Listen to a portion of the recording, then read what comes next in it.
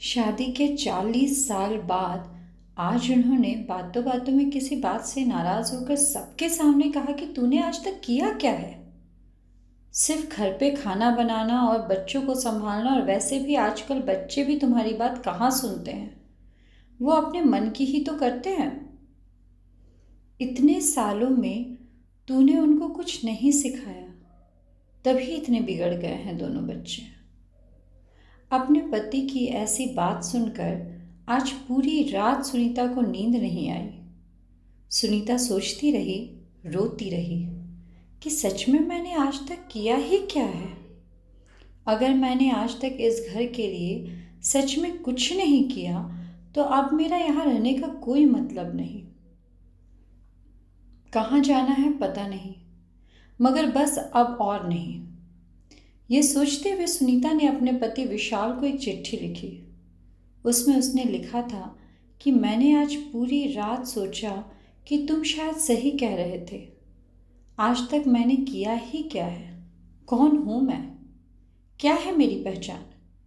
चाहती थी मैं आसमान में उड़ना, मगर उड़ने से पहले ही मेरे पंख काट दिए गए। सपना देखने से पहले ही सपना तोड़ दिया गया। बाबा ने कहा शादी की उम्र बीती जा रही है। मुझसे पूछे बिना ही मेरी शादी करवा दी गई। बाबा का तो मानो बहुत बड़ा बोझ उतर गया। ससुराल में मेरे लिए हर कोई अजनबी सा था, मगर माँ ने सिखाया था कि अब यही तुम्हारी दुनिया है, यही तेरे अपने। अब से इन सबको ही तुम अपना समझना, माँ बाबा और भाई बहन समझना।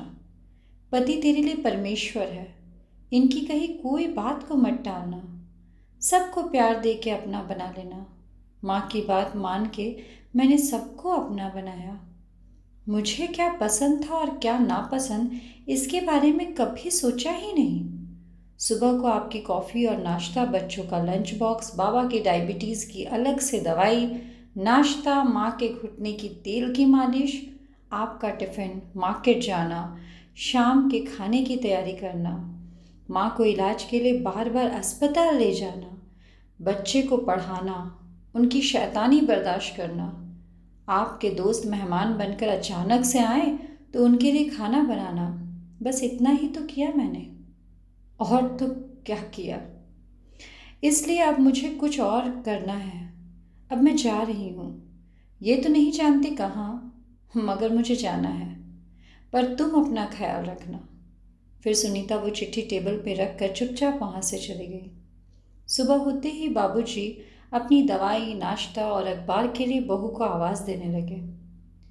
उसके साथ माँ भी अपने घुटने की मालिश के लिए बहू को आवाज़ देने लगी।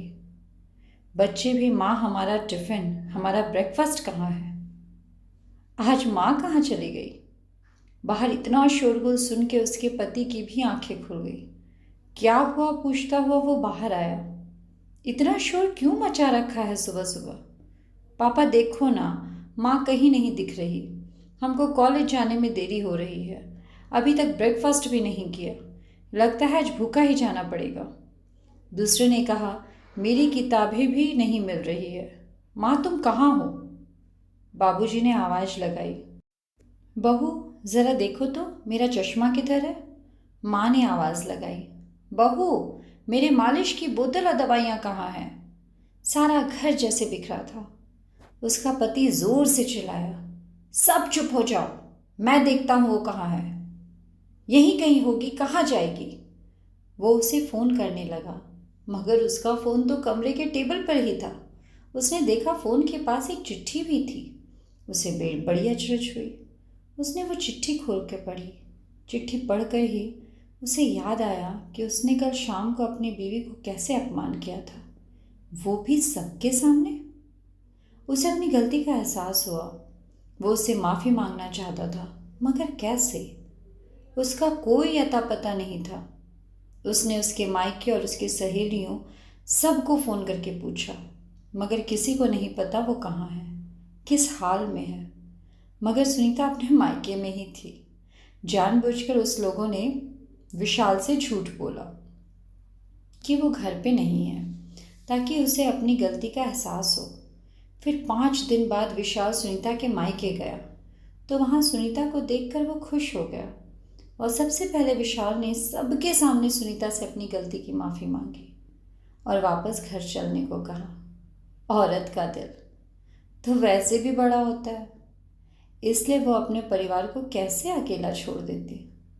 सुनीता ने विशाल को माफ़ कर दिया और वो अपने पति के साथ घर चली गई।